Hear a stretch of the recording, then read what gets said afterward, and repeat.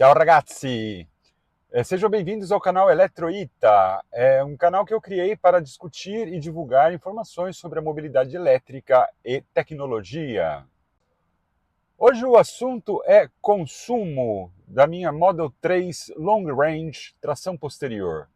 Hoje faremos um teste em percurso urbano e extraurbano, para simular justamente o uso cotidiano do carro. Vamos partir aqui, mais uma vez, do Tesla Supercharger de Parma e vamos em direção a uma pequena cidade, mais ou menos em torno de 20 quilômetros. Vamos entrar na cidade, né? Dentro do percurso também passaremos por algumas outras cidadezinhas menores, daremos meia volta e faremos o mesmo caminho de retorno. Isso nos dará uma média, mais ou menos, do consumo cotidiano. É um caminho que eu conheço muito bem, tem um pouco de tráfego, tem um pouco de percursos mais lentos. Serve justamente para ter uma ideia de quanto consome e quanto tempo uma bateria pode durar para um uso cotidiano como esse. Como eu dizia, partiremos aqui de Parma, do Supercharger. Deixa eu mostrar aqui. Ecco.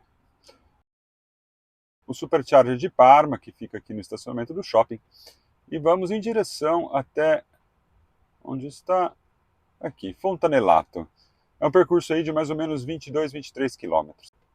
Outra coisinha, o carro atualmente com 18% de bateria, não estou preocupado, eu sei que é mais do que suficiente para fazer o teste, e a gente vai poder utilizar aí, provavelmente eu imagino que a gente deve chegar com 11 ou 12% aqui de volta. E vamos zerar aqui as estatísticas de consumo, assim depois a gente pode analisar os dados com bastante calma. Antes disso aí, pessoal, só mostrando uma coisinha interessante aqui, olha que interessante. Um Polestar, esse carro é novo aqui, hein? Provavelmente acabou de pegar, está aqui recarregando dentro do Supercharger. E esse é um Supercharger que é aberto a outros veículos, né? Você vê que é praticamente tudo Tesla, mas aqui temos um Polestar. Bora, pessoal, vamos lá. Outra coisa interessante aqui, está para ser liberado aqui os pontos de carregamento da Mercedes aqui também. Qualquer dia eu faço um vídeo só sobre esse sistema de recarregamento aqui de carros elétricos de Parma, que é muito interessante. Aqui é uma coisa que se vê uma infraestrutura que eu diria muito boa. Vai, vamos embora.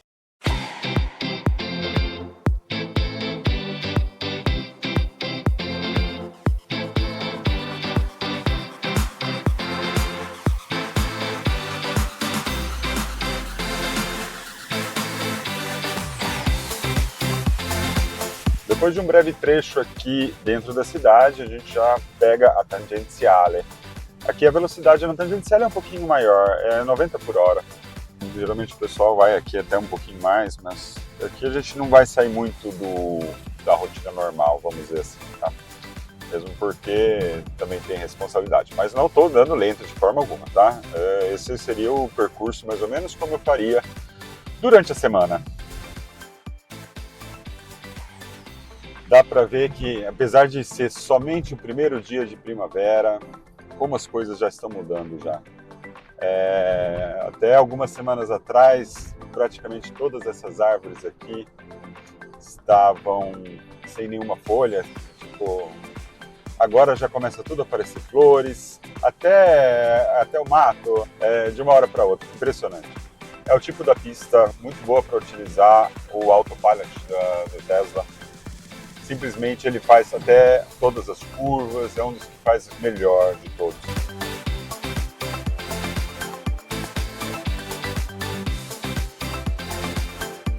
Certamente uma coisa que interfere muito e é muito importante para uma medida de consumo é um pouco o estilo de direção de cada um. Tem gente que gosta de ficar sempre colado, acelerar, e eu não sei, eu talvez era um pouco mais assim no passado. Hoje eu percebi que tantas acelerações que eu fiz, no final das contas não mudaram em nada. É uma coisa que às vezes eu digo, né? Mesmo que eu ultrapasse o próximo carro, nós todos estaremos atrás do próximo caminhão, né? Então, saber utilizar os recursos de maneira mais racional. Outra coisa muito importante, freio regenerativo do carro, né? Saber utilizar bem é uma característica muito importante da Tesla. a frenagem regenerativa, ela consegue recuperar até 70% da energia cinética. Mas ela leva o seu tempo. Então, a hora que você entende como o carro funciona, fica mais fácil de você prever mais ou menos onde que você vai ter que frear. Por exemplo, agora, eu sei que vai ter essa curva, eu já começo a tirar um pouquinho o pé do acelerador e aproveito a frenagem regenerativa para recuperar energia. Se eu precisar pisar no freio, obviamente, num caso de emergência, em modo geral, eu tento dirigir sempre utilizando a frenagem regenerativa para evitar perda de energia, né, e ter o máximo de recuperação. Então, outro Model 3.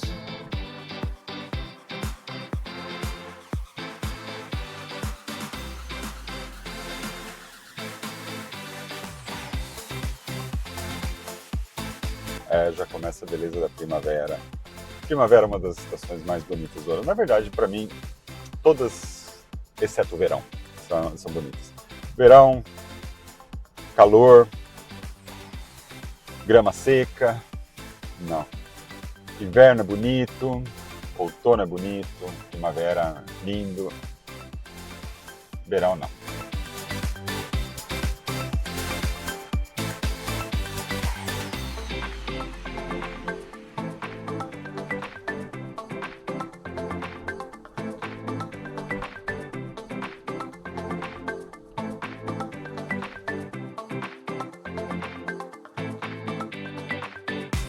Agora aqui é uma regiãozinha de mais de campanha, um pouco de atividade rural aqui, estradinha até meio estreita.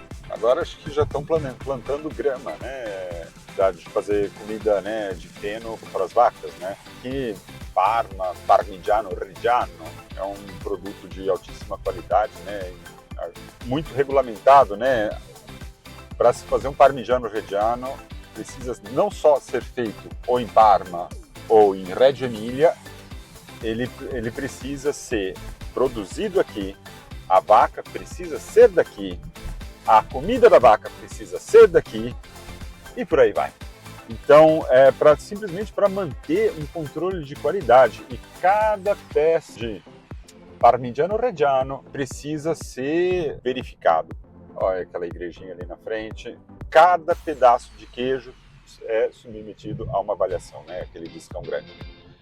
E só depois que ele vem tudo demonstrado ali, procedência, qualidade, tempo de maturação, aí que ele recebe o selo e pode ser vendido como Parmigiano Reggiano. Ó, aqui é uma produção local e eles inclusive vendem, ó. Na minha opinião, é o rei dos queijos, é o melhor queijo.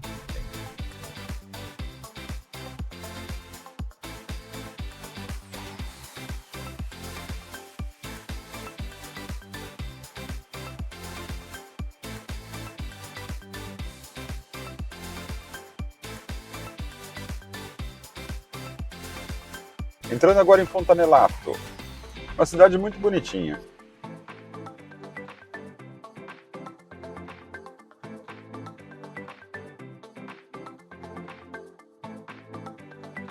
Olha o preço da guerra, 2 euros o litro do diesel, 1,79 preço da gasolina.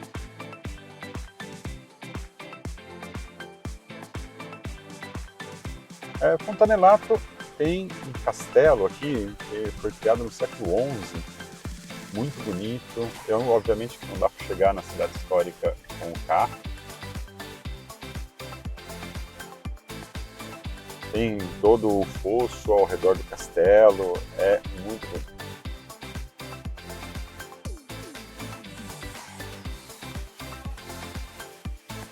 Agora eu entrei aqui no estacionamento da igreja, vou fazer o retorno e a gente começa o caminho de volta.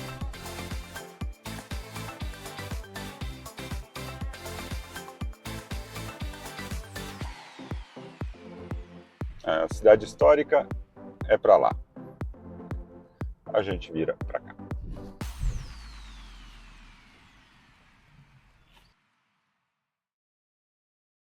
Chegando perto da saída de Fontanelato, Agora, essa pequena volta dentro da cidade, 105 watt-horas por quilômetro.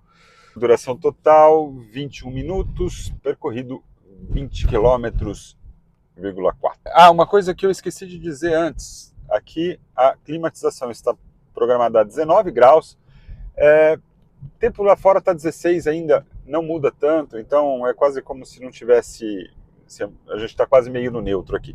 Outra coisa, o meu carro está com pneu já de verão, tá? Eu, até algumas semanas atrás, eu estava com pneu de inverno.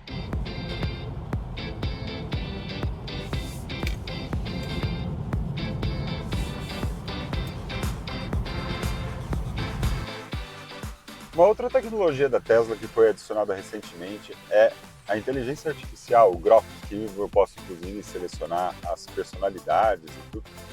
Quando eu estou na estrada, obviamente que eu não vou ficar batendo papo com o computador, mas sempre quando eu tenho estou pensando em alguma coisa, quero saber alguma coisa específica, pode ser até as notícias do dia, eu chamo a Grok e pergunto. Vamos fazer um exemplo? Grok, voglio sapere quanto è più o meno il consumo della mia auto in un percorso extraurbano con velocità da circa 50 a 70 km orari. Per una Tesla Model 3 come la tua, in extraurbano a 50-70 km orari, il consumo è intorno ai 140-115 Wh al chilometro, secondo test reali. Dipende da clima e stile di guida, ma è efficiente a quelle velocità moderate. Ok.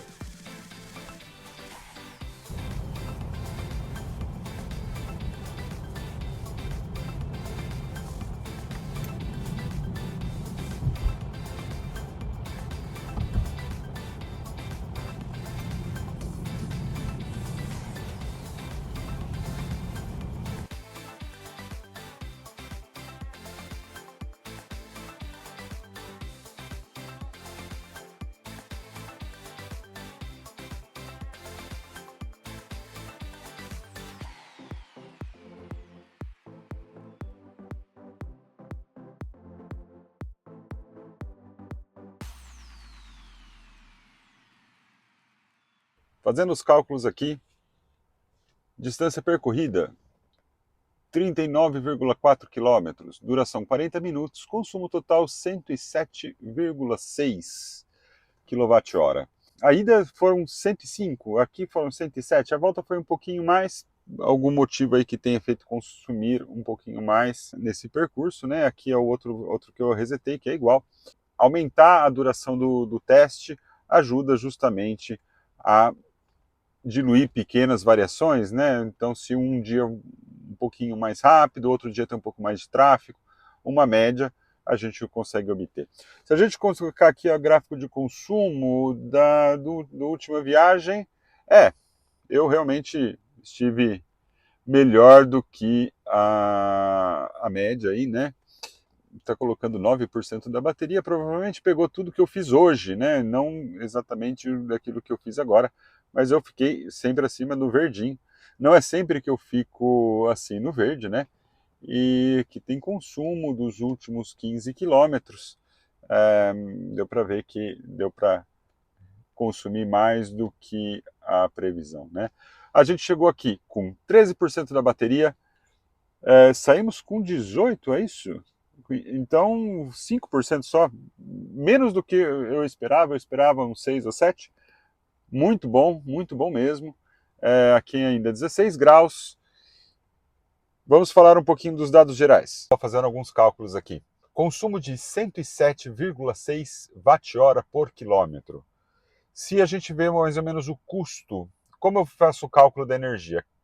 Recarregando em casa, uma média minha de 25 centavos de euro por quilowatt-hora. No último mês, antes da guerra, deu 22. Já teve mês que deu 26. Vou pegar 25, que é para ser um pouco mais de segurança. 107,6 watt-hora por quilômetro.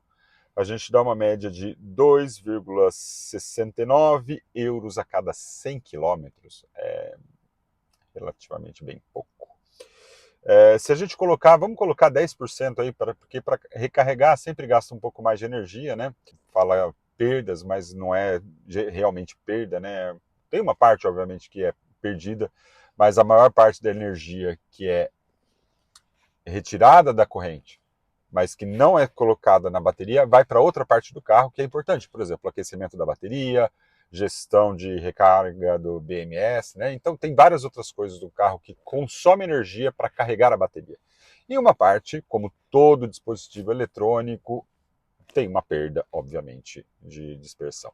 Se a gente colocar 2,69 vezes 1,1, 2,96 euros por 100 quilômetros com recarga em casa. Agora fazendo o mesmo cálculo para o urbano e extra-urbano recarregando no Supercharger, aqui ó, eu coloquei o preço médio aí de 0,45 centavos o quilowatt-hora.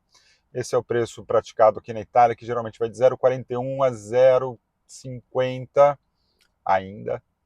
Tem alguns lugares, alguns superchargers que dão desconto noturno, então pode chegar até 0,30 e alguma coisa. Então vamos pegar 0,45, que diria que é o mais frequente aí, mais ou menos uma média boa. A gente tem 4,84 centavos por 100 km se carregado em supercharger para percurso urbano e extra-urbano. Realmente muito pouco. Vamos adicionar os 10% para considerar aí eventuais perdas. 5,33 euros a cada 100 quilômetros. É uma faixa de preço que eu acho que o único carro a combustão que pode chegar perto é o carro com GPL. Nenhum carro com gasolina, diesel pode chegar a tão baixo assim, seja híbrido e tudo. Gente, espero que a divisão dessa minha experiência com vocês tenha sido muito interessante. Deixo aí espaço para quem quiser comentar alguma coisa. Se não, a gente se vê no próximo vídeo. Arrivederci!